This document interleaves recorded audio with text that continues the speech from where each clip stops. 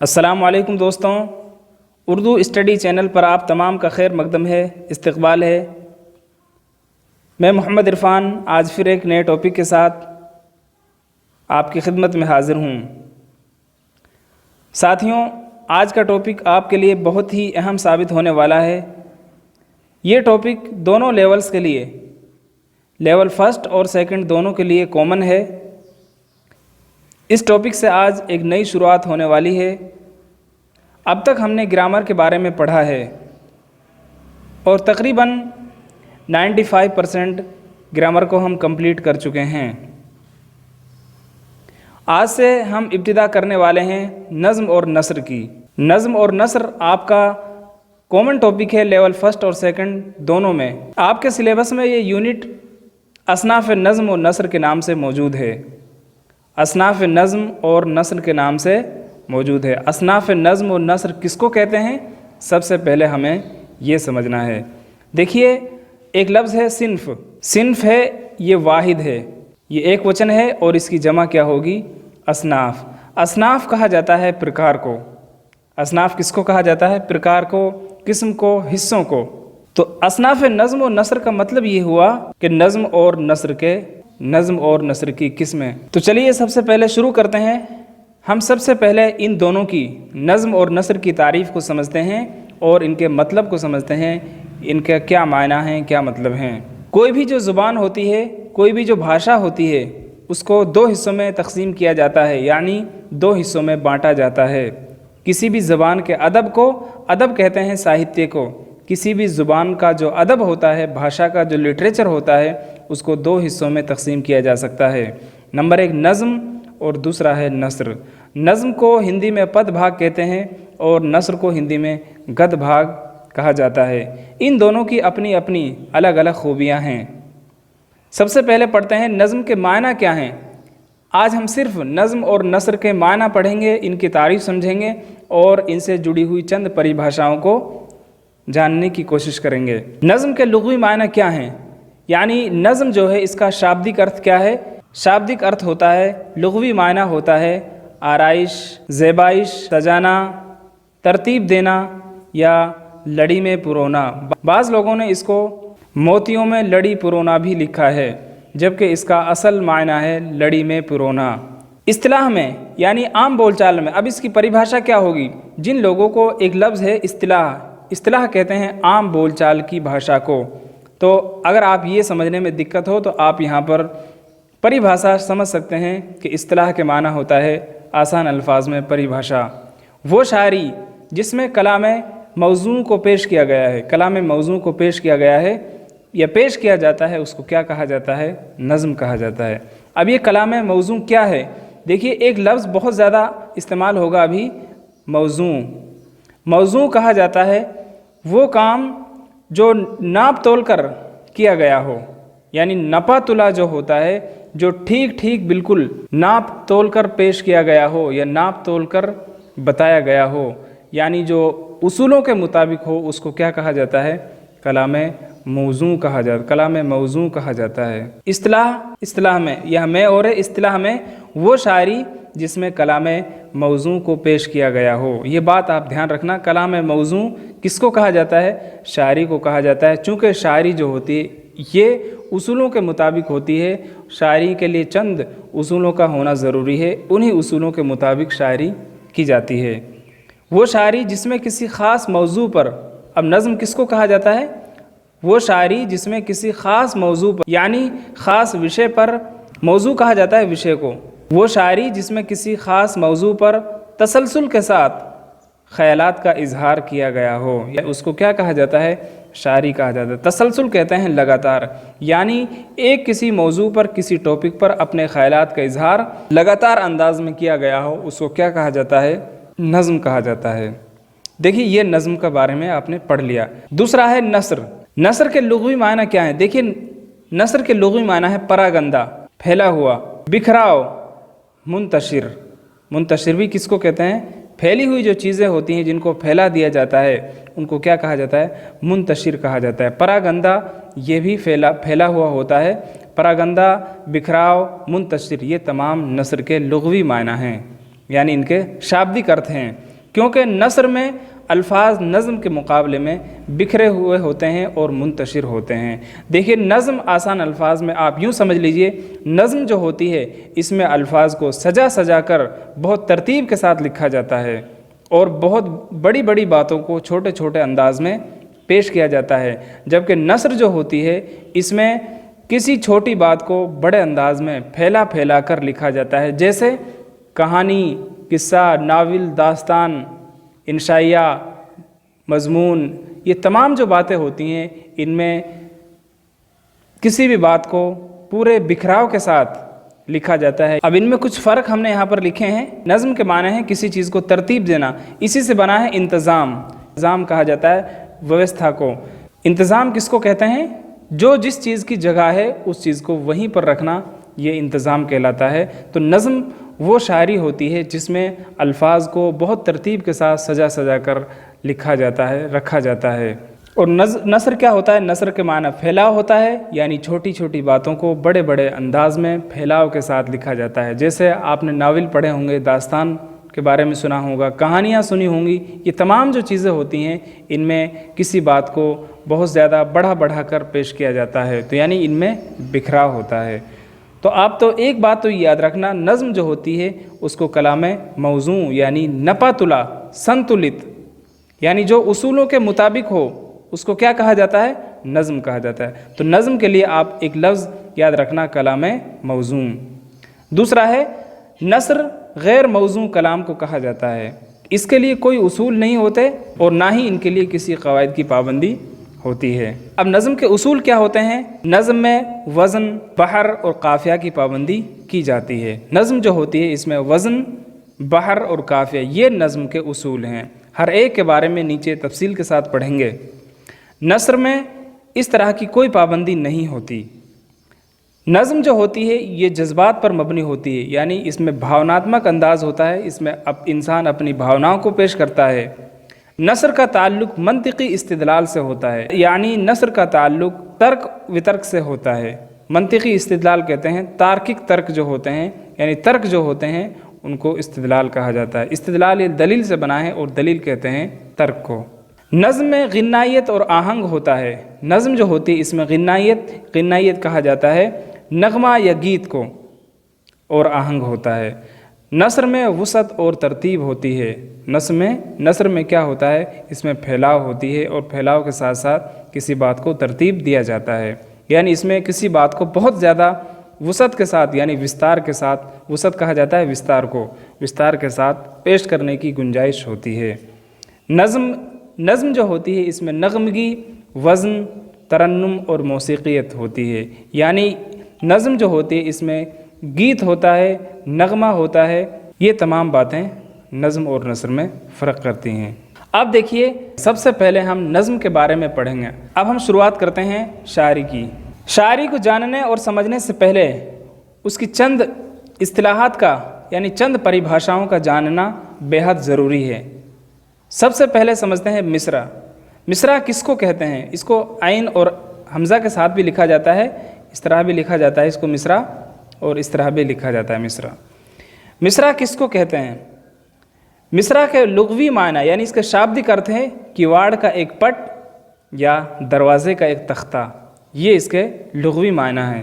شاعری کی اصطلاح میں یعنی شاعری کی بول چال میں شعر کی ایک سطر یعنی پرتیک پنکتی کو یا آدھے شعر کو مصرع کہا جاتا ہے۔ جیسے کسی شعر کی 2 لائنیں ہیں، مان لیجیے یہ ایک شعر ہے، اس کی 2 لائنیں ہیں، تو پہلی لائن کو کیا کہا جائے گا؟ اس کو الگ مصرع کہا جائے گا اور اس کو الگ مصرع کہا جائے گا۔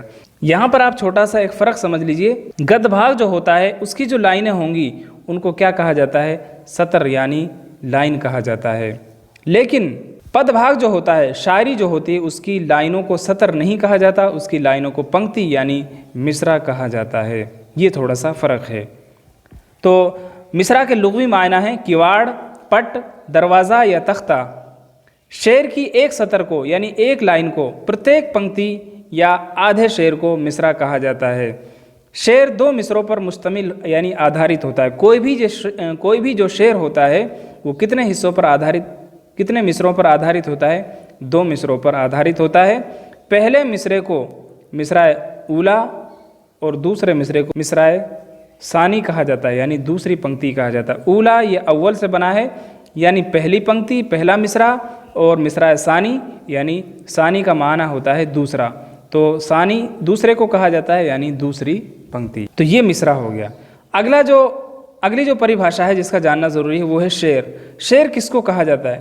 شعر کے لغوی معنی کیا ہیں؟ شعر کے لغوی یعنی شابدک ارتھ ہیں جاننا یا حقیقت سے آگاہ ہونا، حقیقت کو جاننا، اس کو کیا کہا جاتا ہے؟ شعر کہا جاتا ہے۔ اس کی پریبھاشا کیا ہوگی؟ اصطلاح میں وہ کلام موزوں یعنی وہ نپا تلا کلام جس میں جذبات الفاظ کے ذریعے ادا ہوں اسے شعر کہا جاتا ہے۔ یعنی شاعری انسان کب کرتا ہے؟ جب اس کے دل کے اندر، اس کے من کے اندر جذبات پیدا ہوتے ہیں تو ان جذبات کو وہ الفاظ کے ذریعے باہر پیش کرتا ہے، تو اسی کو کیا کہا جاتا ہے؟ شاعری یعنی شعر کہا جاتا ہے۔ شعر دو حصوں پر، دو مصروں پر یا دو پنکتیوں کا مجموعہ ہوتا ہے۔ شعر کے دونوں مصروں کا ہم وزن اور ایک ہی بحر میں ہونا ضروری ہے۔ ہم وزن اور بحر کس کو کہتے ہیں؟ نیچے آنے والا ہے۔ اب دیکھیے، سب سے پہلے ہم سمجھتے ہیں وزن کس کو کہا جاتا ہے۔ وزن جو ہے یہ شاعری کا اصول ہے۔ ہر چیز کو ناپنے، تولنے اور پرکھنے کے لیے مختلف پیمانے مقرر ہوتے ہیں، یعنی ہر چیز کو ناپنے تولنے کے لیے الگ الگ پیمانے ہوتے ہیں، جیسے گرام، لیٹر، میٹر وغیرہ۔ ٹھیک اسی طرح شعر کہنے اور اسے ناپنے پرکھنے کے بھی کچھ خاص پیمانے ہوتے ہیں۔ انہی پیمانوں کو، انہی اصولوں کو کیا کہا جاتا ہے؟ وزن کہا جاتا ہے۔ ہندی میں آپ اس کو ماترا کرم کہہ سکتے ہو۔ ہندی میں اس کے لیے ماترا کرم کا نام دیا گیا ہے۔ کسی شبد کے ماترا کرم کو اس شبد کا وزن کہا جاتا ہے۔ اب یہ ماترا کرم کیا ہوتا ہے یہ میں آپ کو نیچے بتاؤں گا۔ عروضیوں کی اصطلاح میں دیکھیے، ایک میں نے آپ کو شروع میں پہلی جو ویڈیو میں نے بنائی تھی، اردو قواعد کو 5 حصوں میں تقسیم کیا گیا ہے۔ نمبر 1 علم ہجا، دوسرا علم صرف، تیسرا علم نحو، چوتھا علم بیان اور 5واں علم عروض۔ علم عروض وہ علم ہوتا ہے جس میں شاعری کا یا اشعار کا وزن معلوم ہوتا ہے، کہ یہ جانچا پرکھا جاتا ہے کہ یہ شعر اصولوں کے مطابق ہے یا نہیں۔ تو عروضیوں کی یعنی علم عروض کو جاننے والوں کو کیا کہا جاتا ہے؟ عروضیوں کہا جاتا ہے۔ عروضیوں کی اصطلاح میں دو کلمات کی حرکات و سکنات یعنی ماتراؤں کے برابر ہونے کو وزن کہا جاتا ہے۔ عروضیوں کی اصطلاح میں، عروضیوں کی پریبھاشا میں، یعنی علم عروض کے جو جاننے والے جو لوگ ہیں، علم عروض کے جو ایکسپرٹ جو لوگ ہیں، ان کی اصطلاح میں دو کلمات یعنی دو لفظوں کی حرکات و سکنات یعنی ماتراؤں کے برابر ہونے کو وزن کہا جاتا ہے۔ جیسے ایک لفظ ہے احسان، احسان ایک لفظ ہے۔ احسان اور صندوق دو لفظ ہیں یہاں پر۔ احسان اور صندوق دونوں لفظوں میں جتنے بھی حروف ہیں وہ برابر ہیں۔ دیکھیے، الف کی جگہ صاد اور ہا کی جگہ نون اور سین کی جگہ دال، پھر الف کی جگہ واو اور نون کی جگہ قاف۔ اب یہاں پر دیکھیے، ماترا کرم کو کیا کہا جاتا ہے؟ وزن کہا جاتا ہے۔ اب دیکھنا ہے ہمیں ان کا ماترا کرم کیا ہے۔ دیکھیے، ماترا کرم کا مطلب یہ ہے کہ اگر کسی لفظ میں ماترا کرم کیا ہے، ان دونوں حروف میں، ان دونوں الفاظ ہیں، یہاں پر حروف نہیں ہے، ان دونوں الفاظ میں حرکات اور سکنات برابر ہیں، یعنی یہ جو دونوں حروف ہیں احسان اور صندوق جو لفظ ہیں، ان میں جتنی بھی ماترائیں ہیں وہ سب برابر ہیں، یعنی حرکت کی جگہ حرکت اور ساکن کی جگہ ساکن ہے۔ اب دیکھیے، ساکن کی جگہ ساکن ہے۔ احسان میں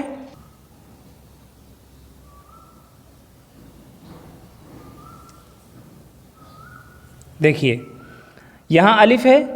الف کوئی بھی جو حرف ہوتا ہے اس کی دو حالتیں ہوتی ہیں، یا تو اس کے اوپر حرکت ہوں گی یا وہ ساکن ہوگا۔ ساکن کا مطلب یا تو اس پر زبر زیر پیش ہوں گی یا اس پر ساکن ہوں گی۔ اب یہاں پر دیکھیے، الف کے اوپر زبر ہے، یہاں صاد کے اوپر بھی زبر یعنی حرکت ہے، یہاں ہا کے اوپر جزم ہے، یہاں نون کے اوپر جزم ہے، یہاں سین کے اوپر زبر ہے اور یہاں دال کے اوپر پیش ہے، یہاں الف خالی ہے، الف کے اوپر کچھ نہیں ہے، یہاں بھی واو کے اوپر کچھ نہیں ہے، اور یہاں قاف کے اوپر جزم ہے اور یہاں نون کے اوپر جزم ہے۔ تو ماترا کرم کیا ہوتا ہے؟ یعنی حرکت کی جگہ حرکت ہو، یعنی زبر زیر پیش کی جگہ زبر زیر پیش ہو، اور جزم کی جگہ جزم یعنی ساکن کی جگہ ساکن ہو۔ تو پھر سے اس کو ایک بار سمجھ لیجئے، عروضیوں کی اصطلاح میں دو کلمات کی حرکات اور سکنات یعنی دو لفظوں کی ماتراؤں کے برابر ہونے کو وزن کہا جاتا ہے۔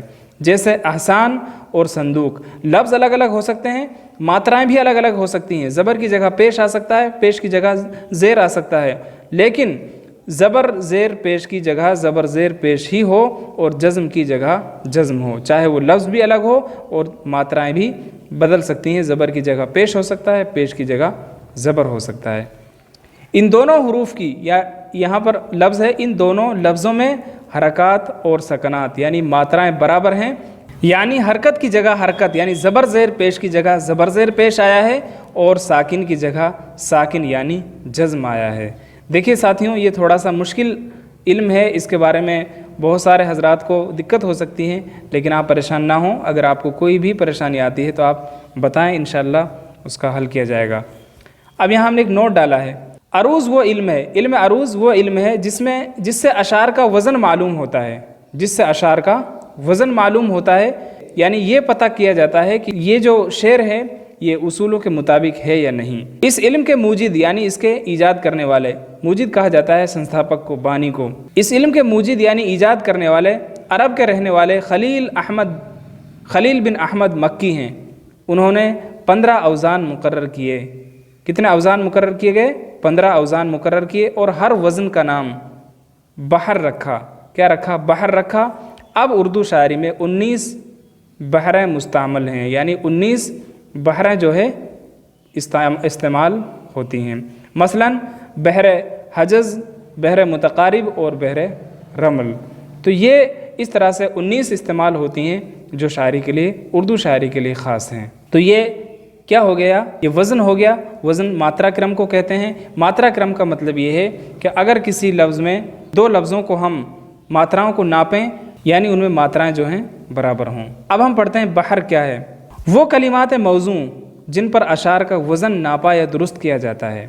اب شاعری کے لیے کچھ ایسے، ایک طرح سے آپ سمجھ سکتے ہو، کچھ ایسے فارمولے بنا دیے کہ ان پر آپ کو شاعری کو ناپنا اور وزن کرنا ہے، یعنی ان سے دیکھنا ہے کہ یہ ان اصولوں کے مطابق ہے یا نہیں۔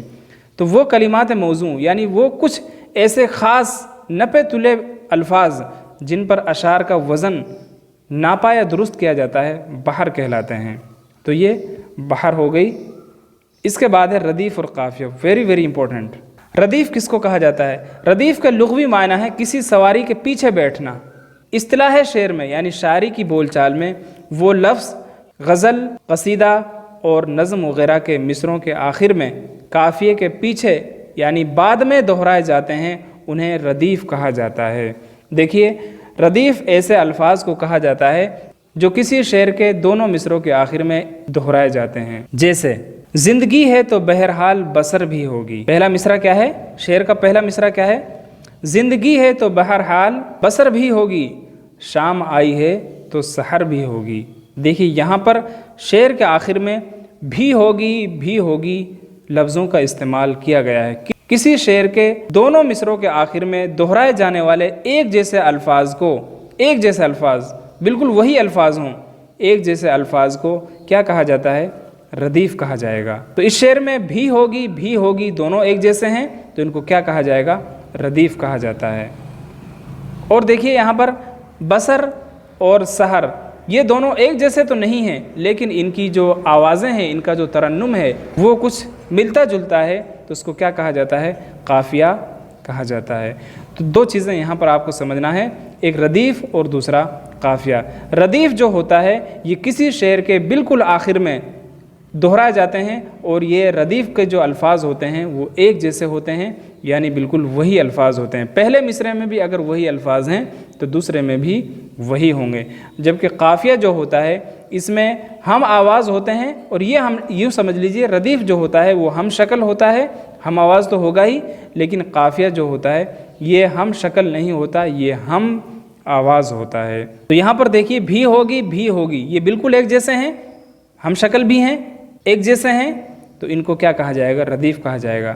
اور یہاں پر دیکھیے بسر اور سحر، یہ دونوں ایک جیسے تو نہیں ہیں، لیکن ان کی آواز کچھ ملتی جلتی ہے، ان کو کیا کہا جاتا ہے؟ قافیہ کہا جائے گا۔ اب پڑھ لیجئے قافیہ۔ قافیہ عربی زبان کا لفظ ہے اور قفز سے بنا ہے، جس کے معنی ہے پیچھے چلنے والا یا پیچھے آنے والا۔ دیکھیے ردیف کے معنی ہوتا ہے سواری پر، گھوڑے وغیرہ پر پیچھے بیٹھنا، اور قافیے کا معنی ہوتا ہے پیچھے چلنے والا یا پیچھے آنے والا۔ اصطلاح شعر میں وہ ہم آواز اور ہم وزن الفاظ جو اشعار میں ردیف سے پہلے استعمال کیے جاتے ہیں انہیں قافیہ کہا جاتا ہے۔ قافیہ جو ہوتا ہے یہ ردیف سے پہلے استعمال کیا جاتا ہے۔ تو اصطلاح شعر میں وہ ہم آواز اور ہم وزن الفاظ جو اشعار میں یعنی شاعری میں ردیف سے پہلے استعمال کیے جاتے ہیں ان کو قافیہ کہا جاتا ہے۔ جیسے پہلا یہاں پر ایک شعر ہے، اس کو آپ پڑھیے۔ نہ عروج اچھا ہے نہ زوال اچھا ہے، جس حال میں رکھے خدا وہ حال اچھا ہے۔ اب دیکھیے اچھا ہے یہ دونوں ایک جیسے ہیں، لیکن یہاں پر دیکھیے زوال اور حال یہ دونوں ایک جیسے تو نہیں ہیں، لیکن ان کی آواز کچھ ملتی جلتی ہے۔ تو ان الفاظ کو کیا کہا جائے گا؟ قافیہ کہا جائے گا، اور بعد والوں کو ردیف کہا جائے گا۔ ہزاروں خواہشیں ایسی کہ ہر خواہش پہ دم نکلے، بہت نکلے میرے ارماں لیکن پھر بھی کم نکلے۔ اب دیکھیں نکلے اور نکلے یہ دونوں ایک جیسے ہیں تو یہ تو ردیف ہوں گے۔ اب یہاں دم اور کم یہ دونوں ہم آواز ہیں اور ہم وزن ہیں، تو ان کو کیا کہا جائے گا؟ قافیہ کہا جائے گا۔ تو قافیہ کی اردو شاعری میں بہت زیادہ اہمیت ہے۔ انہی میں سے آپ سے سوال پوچھے جاتے ہیں۔ سوال کس طرح بنتے ہیں؟ ان میں سے کوئی شعر آپ کو دے دیا جائے گا اور آپ سے ردیف بھی پوچھا جا سکتا ہے اس میں سے، اور قافیہ بھی پوچھا جا سکتا ہے۔ اگلی پریبھاشا ہے مطلع۔ مطلع کس کو کہتے ہیں؟ مطلع کے لغوی معنی کیا ہیں؟ مطلع کے لغوی معنی ہیں طلوع ہونے کی جگہ۔ مطلع کس کو کہتے ہیں؟ مطلع کے معنی کیا ہیں؟ بہت امپورٹنٹ ہے۔ مطلع کے معنی ہیں طلوع ہونے کی جگہ، یعنی نکلنے کی جگہ، اگنے کی جگہ، یعنی وہ اشعار جن سے غزل اور قصیدے کی ابتدا ہوتی ہے ان کو کیا کہا جاتا ہے؟ مطلع کہا جاتا ہے۔ شاعری کی اصطلاح میں غزل اور قصیدے کا پہلا شعر جس کے دونوں مصرے ہم قافیہ اور ہم ردیف ہوں اسے کیا کہا جاتا ہے؟ مطلع کہا جاتا ہے۔ ہم قافیہ اور ہم ردیف آپ نے پڑھ لیا کس کو کہا جاتا ہے۔ یہاں پھر بھی ایک شعر ہم نے بطور مثال کے پیش کیا ہے، آپ اس کو اور سمجھ لیجئے۔ فقیرانہ آئے صدا کر چلے، فقیرانہ آئے صدا کر چلے، میاں خوش رہو ہم دعا کر چلے۔ یہاں دیکھیے کر چلے اور کر چلے شعر کے آخر میں آئے ہیں، آخر میں دہرائے جانے والے ایک جیسے جو الفاظ ہوتے ہیں ان کو تو ردیف کہا جاتا ہے، اور جو ان سے پہلے ہم آواز اور ہم وزن جو الفاظ ہوتے ہیں یعنی جن کی آواز کچھ حد تک ملتی جلتی ہے ان کو کیا کہا جاتا ہے؟ قافیہ کہا جاتا ہے۔ تو سوال کس طرح بنتے ہیں؟ یہ شعر آپ کو اگر دے دیا جائے اور آپ سے پوچھا جائے اس جملے میں قافیہ کیا ہے یا ردیف کیا ہے۔ غزل یا قصیدے میں دو یا دو سے زیادہ مطلب بھی استعمال ہو سکتے ہیں، اب ان کے بارے میں ہم غزل کو جب پڑھائیں گے تب تفصیل سے بات کریں گے۔ اب پڑھیں گے یہاں پر مقطع۔ مقطع کے لغوی یعنی شابدک ارتھ ہے کاٹنا۔ شاعری کی اصطلاح میں غزل اور قصیدے کا آخری شعر جس میں شاعر اپنا تخلص استعمال کرتا ہے اس کو کیا کہا جاتا ہے؟ مقطع کہا جاتا ہے۔ تخلص کیا ہوتا ہے؟ تخلص وہ نام ہوتا ہے جس کو شاعر اپنے اصلی نام کے علاوہ شاعری کے لیے رکھ لیتا ہے۔ آپ اپنی سمجھ کے لیے اس کو اپ نام سمجھ سکتے ہو۔ تخلص آخری شعر کے پہلے مصرے میں استعمال کیا جاتا ہے۔ شاعر بالکل اپنی شاعری کے آخری شعر کے پہلے مصرے میں استعمال کرتا ہے۔ اس کے برعکس عام طور پر کیا ہوتا ہے؟ عام طور پر شاعر جو ہے اپنی شاعری کا آخری جو شعر ہوتا ہے اس کے پہلے مصرے میں تخلص کو استعمال کرتا ہے، جیسے یہاں پر مثال لکھی ہوئی ہے۔ لیکن اس کے علاوہ بہت سارے شعراء نے شعر کے دوسرے مصرے میں بھی اپنے تخلص کا استعمال کیا ہے۔ یہ مثال بہت کم ملتی ہے، لیکن ہم نے یہاں پر اس لیے پیش کیا ہے تاکہ آپ کنفیوز نہ ہوں کہ کہیں ایسا نہ سمجھیں کہ تخلص کو صرف آخری شعر کے پہلے مصرے میں ہی پیش کیا جا سکتا ہے۔ اب دیکھیے یہاں پر مومن خان مومن ایک شاعر ہیں، بہت الگ پہچان کے شاعر ہیں۔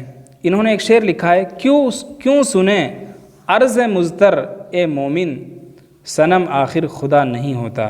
دیکھیے ہم صنم کہتے ہیں مورتی کو، بت کو، تو لیکن یہاں پر صنم کے مجازی معنی انہوں نے لیا ہے، یعنی حقیقی معنی کو چھوڑ کر مجازی معنی میں لیا ہے۔ یہاں پر یہ لفظ انہوں نے اپنی محبوبہ کے لیے استعمال کیا ہے کہ وہ اس کی حالت جو ہے ایک پتھر کی طرح، پتھر کی مورتی کی طرح ہے۔ جس طرح پتھر کی ایک مورتی کے سامنے جتنا آپ گڑ گڑاؤ، جتنا آپ اپنی باتوں کو رکھو، اس کے سامنے پرارتھنا کرو، وہ باتوں کو سننے والا نہیں ہے، ٹھیک اسی طریقے سے میری جو محبوبہ ہے، میرے جو محبوب ہیں ان کا حال ہے۔ کیوں سنیں عرض مضطر کہتے ہیں پریشان، عرض کہتے ہیں پرارتھنا کو، کیوں سنیں پریشان حال کی پریشانی کو، پرارتھنا کو، اے مومن صنم آخر خدا نہیں ہوتا۔ تو دیکھیے یہاں پر مومن نے اپنا تخلص استعمال کیا ہے آخری شعر کے پہلے مصرے میں، لیکن اس کے علاوہ یہاں ایک اور مثال لکھی ہے مومن کی ہم نے، لے نام آرزو کا تو دل کو نکال لیں، لے نام آرزو کا تو دل کو نکال لیں،